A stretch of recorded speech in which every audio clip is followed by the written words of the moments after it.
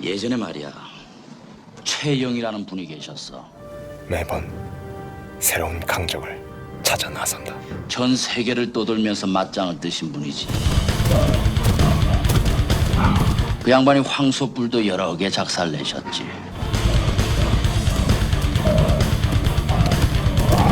그 양반 스타일이 이래. 딱 소 앞에 서면 말이야,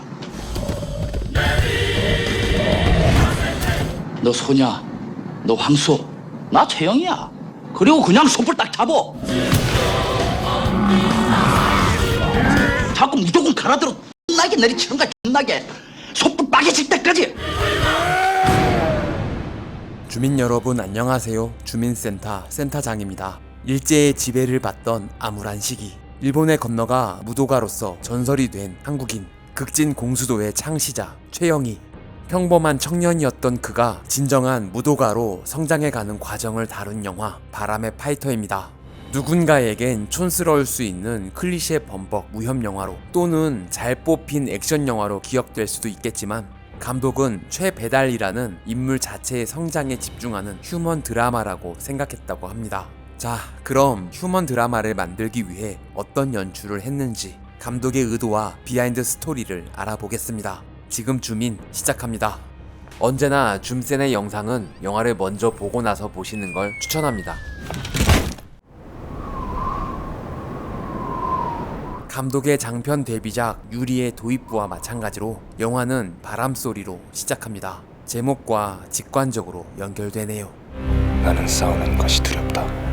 무사시노 혈전의 순간을 인트로로 사용하는데요. 결의에 찬 주인공의 얼굴이 아닌 치열한 결투와는 상관없다는 듯 평온한 자연 클로즈업을 탑컷으로 사용한 건 감독이 말로 표현할 순 없지만 왠지 그래야 할 것 같아서 설정한 연출입니다. 원래 오프닝은 하와이에서 미국인 레슬러와의 결투로 시작하려 했는데 제작비 문제도 있고 미국에서는 프로레슬링을 쇼라고 인식하는 경우가 많아 엔딩에 무사시노 결투의 순간을 가져와서 수미상관을 이루도록 수정했다고 합니다. 일본 간토 평야의 무사시노, 이 씬은 촬영 마지막 날 해남의 갈대밭에서 촬영했습니다. 시선을 사로잡는 액션, 멋있긴 한데 레슬링 기술 초크슬램입니다. 최배달이 역도산에게 공수도를 가르쳐줬고, 공수도를 이용해 가라데 촉이라는 기술을 완성했다는 기록을 보고 여러 기술을 유연하게 사용할 수도 있다는 상상을 해서 만든 액션이라고 하네요. 시간은 과거로 거슬러 올라가 1939년 경성에서 펼쳐지는 YMCA 복싱 대회. 이 씬은 남원 광안루에서 촬영했다고 합니다. 12월 초겨울의 추운 날씨였는데 이런 옷을 입고 연기하기가 힘들었을 텐데요. 마음 약한 양동근 배우는 추운 것보다 상대방을 때리는 게 더 힘들었다고 합니다. 오케이 컷이 나올 때까지 수십 대를 때려야 했기 때문이죠. 상대 선수 역은 정두원 감독의 조카, 서울 액션스쿨 출신 중 가장 연기를 잘한다는 백동현 배우입니다. 소년 비행병을 모집한다는 전단지를 보고 비행사가 되겠다는 결심을 하는 청년 최영이. 극중 이름인 최배달은 일본에서 활동할 때 사용한 이름입니다. 고대 한국을 지칭하는 단어인 배달에서 따왔다고 하는데요. 이후 지어진 일본 이름 오야마 마스타츠는 배달을 일본식으로 표현한 이름이라고 합니다. 일본인들에게 생소한 이름 때문에 그가 조선인임을 바로 알 수 있기에 주변에서 개명하라는 말도 많았지만 끝까지 이 이름을 고수했다고 하네요. 사실 이 영화가 처음 기획됐을 땐 주인공으로 비가 예정됐었다고 합니다. 여러가지 사정으로 주연 배우를 바꿔야 했을 때 감독은 전작 짱에서 만났던 양동근 배우를 캐스팅했다고 하네요. 일본 시모노세키 항을 통해 미립국에 성공한 배달. 이 씬은 목포 해양대학교에서 촬영했습니다. 항구씬 역시 목포에서 촬영했다고 하네요. てめえ密航者だな。 외국에서 한국인 등쳐먹는 건 한국인이라더니 형사를 사칭하는 춘배. タバコ行きか。おじじを出すか。 춘배 역은 20대 초반 수많은 스타를 발굴한 초히트 시트콤 뉴 논스톱에서 양동근과 친구로 나왔던 정태우 배우가 맡았습니다. 주인공보다 잘생긴 주인공 친구. 이건 좀 클리셰가 깨졌네. 춘배 역시 일본 야쿠자에게 쫓기던 신세였습니다. 후배짱 준비! 진짜 일본 사람 같은데? 기모노 여인과 항구의 야쿠자는 전부 다 한국 사람입니다. 쫓기다 항공학교로 가는 트럭에 함께 타게 된 두 친구. 두 친구가 처음 만나는 씬을 찍은 후 몇 달이 지난 후에 세트에서 이어서 촬영했다고 합니다. 자세히 보면 머리카락 연결이 좀 튀긴 하네요. 날이 따뜻해져서 이제 입김이 나오지가 않습니다. 쫓아오는 야쿠자를 보고 엿을 3번 먹이는 건 정태우 배우가 현장에서 생각해낸 애드리브라고 하네요. 전쟁의 끝은 사람들을 광기로 몰아넣고 있었다. 이곳은 합천 영상 테마파크의 세트장입니다. 폭발에도 아랑곳하지 않고 멋있게 등장하는 가토와 교관들, 반가운 얼굴, 풋풋한 초신인 김성호 형님이 보이네요. 당시 여러 영화에서 단역으로 출연하던 김성호 배우는 6년 후 영화 아저씨의 종석이라는 명품 악역 연기로 그 존재감을 확실히 드러내게 됩니다. 깜빡이 좀 켜고 들어와라 좀! 돌체인 가바나 새로 산 건데. 가토 역은 진짜 일본인을 캐스팅했습니다. 가토 마사야는 일본의 국민 배우라고 하네요. 폭발로 인해 사람이 터져 피와 살점을 뒤집어 썼다는 설정이지만 잔인한 장면을 걷어내다 보니 의미 전달이 좀 약해졌다고 합니다. 조선 놈피jutsu 택견다. 택견을 할 줄 알았다는 정확한 기록은 없으나 복싱과 전통 무예를 배웠다는 기록을 토대로 그 무술이 택견이라는 상상을 했다고 합니다. 俺と戦い貴様が勝てば貴様と朝鮮人を助けてやる。 가토 입장에선 배달이 아무것도 아닌 그저 조선인일 뿐인데요. 이후 숙명의 라이벌이 되기 위해선 그의 기억에 각인되어야 하는데 그렇다고 각성 전인 배달이 멋있게 싸울 수는 없으니 눈에 흙을 뿌리고 돌로 찍어버린다는 설정을 추가했습니다. 내 조국은 해방되었다. 전쟁 후 황폐해진 일본.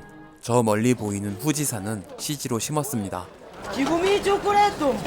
방금 카메라 봤는데?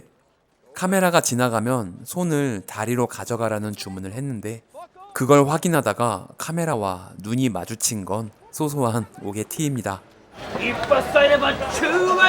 일본에서 살아남기 위해 이케부쿠로의 야시장에서 빠친코 사업을 시작한 두 친구.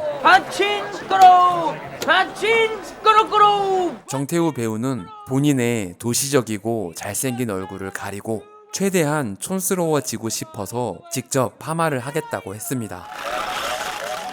장사가 잘 되는 곳을 야쿠자 놈들이 그냥 둘 리가 없다는 클리셰.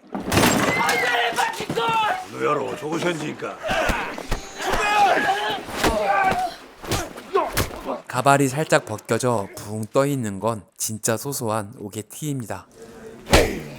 오줌을 지려버릴 만한 공포를 안겨주기 위해 자기 부하를 칼로 베어버린다는 설정을 추가하고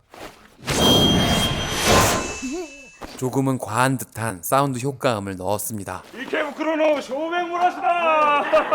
주인공이 각성하기 전 가랑이 사이를 지나가는 치욕을 겪어야 하는 전형적인 클리셰. 양동근 배우는 이 씬을 2번 다시 하고 싶지 않아 최선을 다해 감정에 몰입해서 한 테이크 만에 오케이 컷이 나왔습니다. 감독이 생각했던 것보다 더 과잉된 듯한 감정이 좋았다고 하네요. 이 모습을 지켜보고 있는 범수.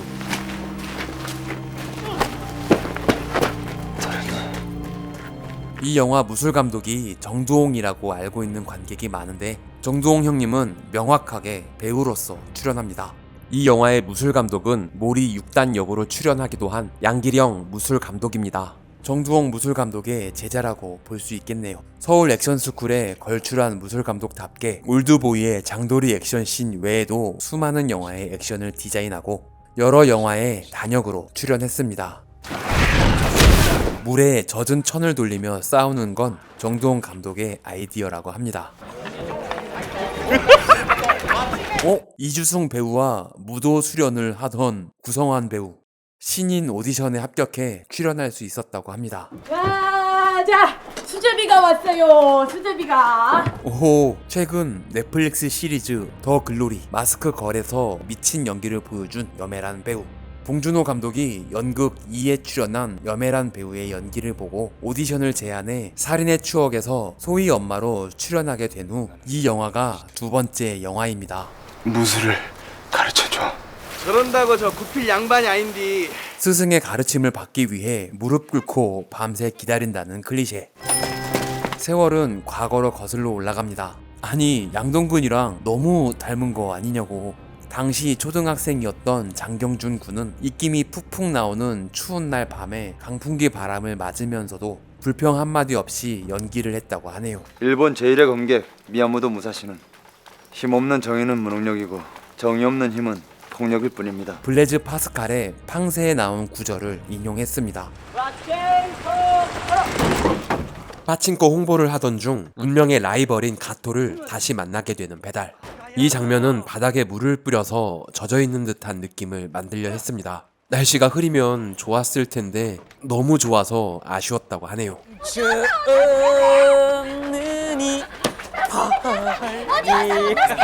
처음 들어보는 노래를 맛깔나게 부르는 정태우 배우. 1938년 발매된 백년설님의 나그네 서름입니다.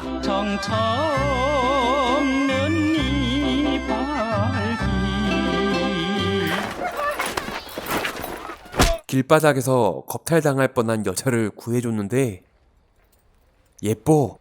게이샤 유우코 역은 원래 유민 배우로 내정되어 있었으나 히라야마 아야로 바뀌었다고 하네요. 이 여권 오는 놈이 손님 태우는 게 뭐 우리 쪽팔리노? 유우코를 자주 보기 위해 인력거꾼이 된 배달. 説モコって聞いたことある 최배달을 당시에 히어로쯤 되는 맹호라고 생각하는 요우코. 이후 밤만 되면 여자를 구하러 돌아다니는 배달입니다. 실제 최영애 님이 일본에 있을 때 배달과 더불어 최맹호라는 활동명을 사용한 적이 있다고 하네요. ベダルさん友達になりましょう 친구 하자더니 대놓고 연애질을 시작하는 두 사람입니다. 갑자기 너무 아름다운데? ついてこい。 배달을 불러내는 가토. 마치 진짜 일본에 있는 것 같지만 이곳은 부산의 동네 별장이라는 연회장입니다. 久しぶりだな、モーコ。 양동근 배우 얼굴에 상처가 나 있는데요.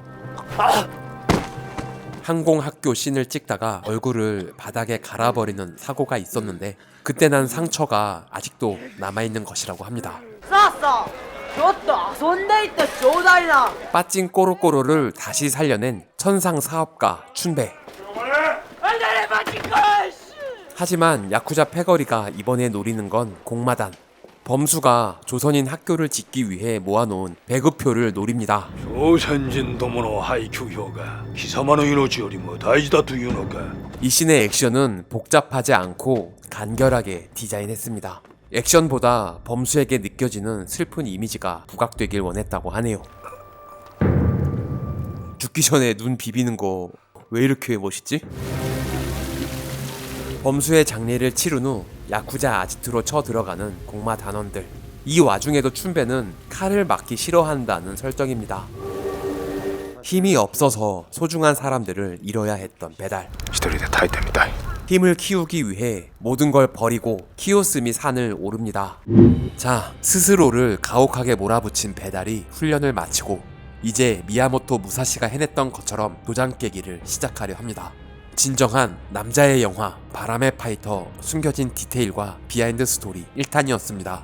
2탄에서도 풍성한 내용이 준비되어 있으니 다음 영상도 기대해 주시기 바랍니다. 구독과 좋아요는 사랑입니다. 종 모양 클릭으로 알림 설정까지 하시면 주민센터와 좀 더 가까워집니다. 부디 조-9R 부탁드립니다. 시청해주셔서 감사합니다. 지금까지 센터장이었습니다. 다음 영상도 기대해주세요.